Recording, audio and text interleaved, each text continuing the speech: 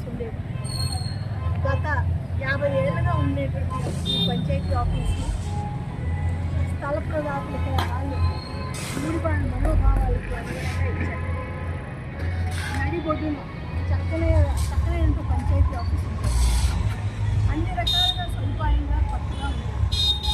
మరి ఇంత చక్కనైనటువంటి పంచాయతీ ఆఫీస్ స్థానిక ఎమ్మెల్యే మామిడి గోవిందరావు తన తాలూకా ఒక స్వేచ్ఛాపరమైనటువంటి కోరికను ముందుకు తీసుకొని వెళ్ళాలని ఇక్కడ పంచాయతీ ఆఫీస్ని డిస్మాంటిల్ చేస్తారు.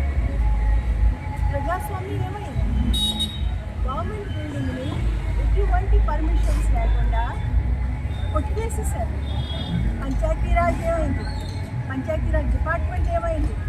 ఇక్కడ సర్పంచ్ ఏమయ్యారు? పంచాయతీ సెక్రటరీ ఏమయ్యారు? పంచాయతీ సెక్రటరీ పైన ఆఫీసులు ఏమయ్యారు? మరి ఎంపీఓ ఏమయ్యారు? ఎంఆర్ఓ ఏమయ్యారు? ఆర్టీఓ ఏమయ్యారు? కలెక్టర్ ఏమయ్యారు? ఇదేనా పరిస్థితి?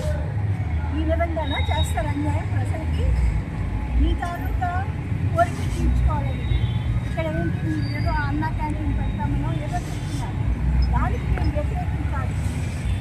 ప్రభుత్వ భవనాలకి మేము ఎప్పుడు వ్యతిరేకం కాదు. ప్రభుత్వం చేసే ప్రతి పనికి కూడా మేము ఎప్పుడు కూడా సమ్మతంగా ఉంటాం.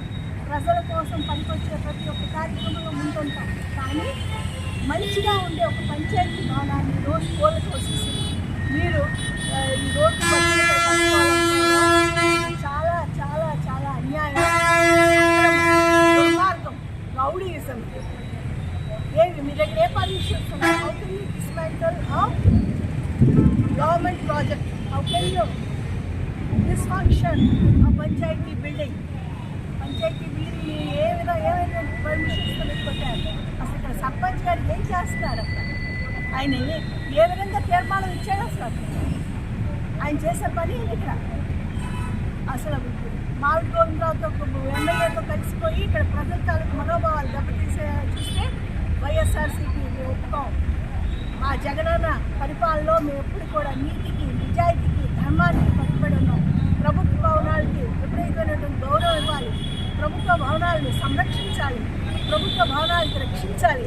అంతేగాని ఎటువంటి పర్మిషన్స్ లేకుండా వాళ్ళ కోరికల కోసం ఈరోజు కూలగొట్టడం అనేది ఇది అంటే క్షమించరాని నేరం.